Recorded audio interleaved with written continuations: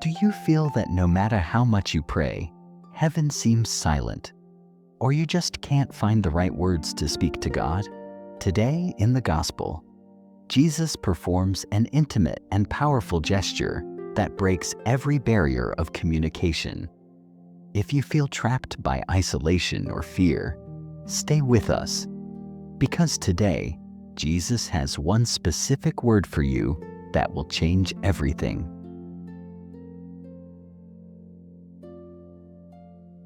A reading from the Holy Gospel according to Mark, chapter 7, verses 31 to 37.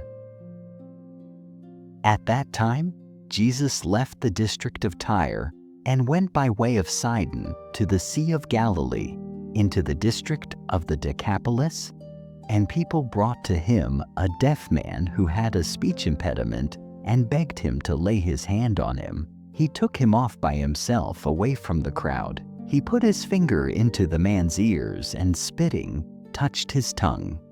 Then he looked up to heaven and groaned and said to him, "Ephphatha," that is, "be opened." And immediately the man's ears were opened.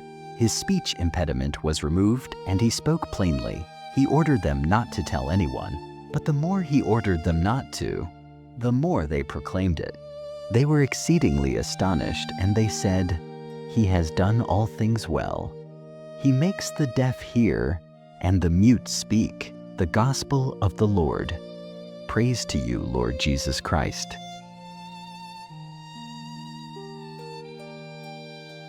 This passage from the Gospel of St. Mark presents us with a gesture that is profoundly human and at the same time deeply divine. It is not just a physical miracle. It is a revelation of how God approaches our most intimate wounds. Jesus travels through pagan territories, crossing cultural and religious borders. He does not limit himself to comfortable spaces or familiar circles. He goes toward the Decapolis, a diverse place, a mixture of peoples and mentalities. There, they present him with a man who is deaf and has a speech impediment. This man lives in a double isolation. He cannot hear and he cannot express himself clearly. He is locked within himself, limiting his communication with the world, and in a way also with God. The scene is delicate. Jesus does not perform the miracle as a spectacle. He takes him aside, away from the crowd. This detail is essential. The Lord does not expose our fragility. He tends to it in secret. He takes us aside, leading us to a space of intimacy where it is only him and us. Before healing, he establishes a relationship. Before transforming, he creates closeness. Then he performs concrete gestures. He puts his fingers in the ears, touches the tongue with saliva, looks up to heaven and sighs. These are not magic acts, but incarnate signs. Jesus does not heal from a distance. He touches the wound. His contact is direct, personal, and committed. The sigh reveals compassion, a deep empathy for human suffering. He is not indifferent. His heart is moved, and he pronounces a single word, Ephphatha, which means be opened. It is a command that affects not only the physical senses, but the man's entire existence. Open yourself to sound. Open yourself to the word. Open yourself to relationship. Open yourself to life. The healing is immediate. His ears are opened, his tongue is loosened, and he begins to speak without difficulty. This miracle is also a spiritual mirror. Many times we are that man. We hear, but we do not truly listen to the voice of God. We have words, but we find it hard to express faith, love, or forgiveness. We are closed off by fear, wounds, resentment, or indifference. Sin makes us deaf to the truth and clumsy in doing good. The Ephphatha of Jesus continues to resonate today. It is an invitation to let him touch our blocked areas, to allow him to open our ears to listen to his word with docility, to let him untie our tongues to proclaim what he has done in our lives. Faith is not just an inner experience. It is called to be communicated. It is significant that, although Jesus asked for silence, The people cannot remain quiet. They've experienced something too great to keep to themselves. When God acts authentically in our lives, testimony flows almost spontaneously. Not for the spotlight, but out of gratitude. Finally, the crowd exclaims, "He has done all things well." This phrase summarizes the identity of Christ. He does not act halfway, he does not heal superficially, and he does not improvise love. He does everything well. This is true in our history as well, even in the processes we do not immediately understand. Today, the Lord looks at us, sighs over our limitations, and pronounces his powerful word over us. Be opened. Let us open ourselves to his grace, and we will discover that his work in us is always perfect.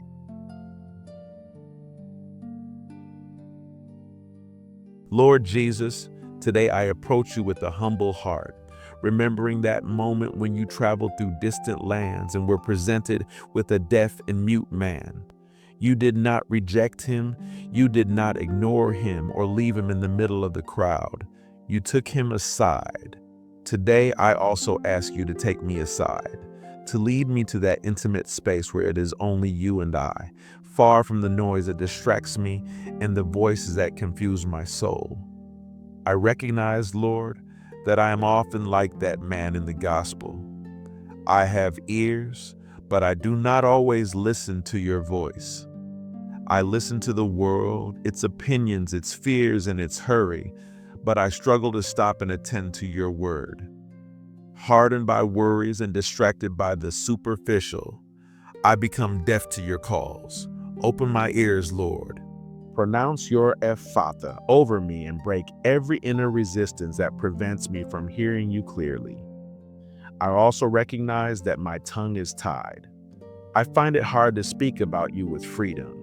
Sometimes I am silent when I should give witness. Other times I speak without love, without prudence, or without truth. Loosen the tie on my tongue, Lord. Purify my words so that they may be instruments of peace, comfort, and hope. May my mouth not be a source of criticism or judgment, but a channel of blessing. You touched the ears of that man and you touched his tongue.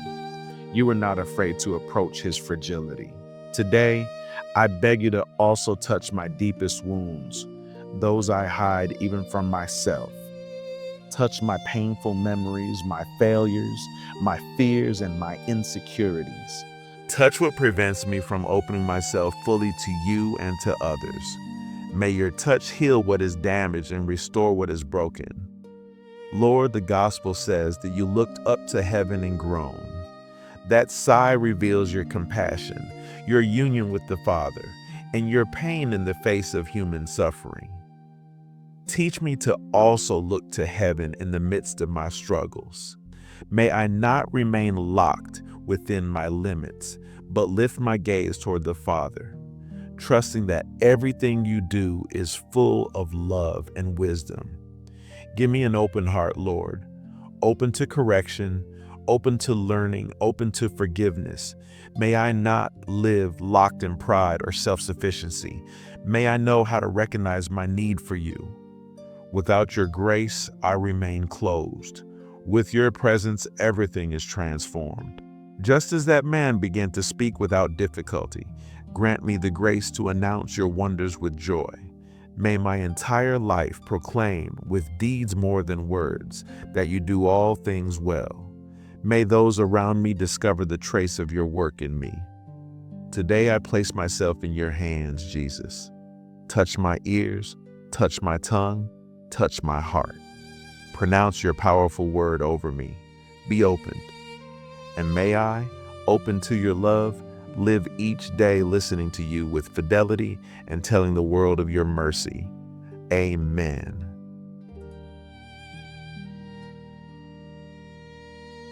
Today, Jesus also pronounces his Ephphatha over us. He invites us to open our hearts, to listen to his voice, and to speak with truth and love. Let us not remain closed by fear or indifference. Let him transform our lives and make all things new. If this message touched your heart, please share it, subscribe to the channel, and leave a comment. Let's help more people hear the voice of Jesus today and open their hearts.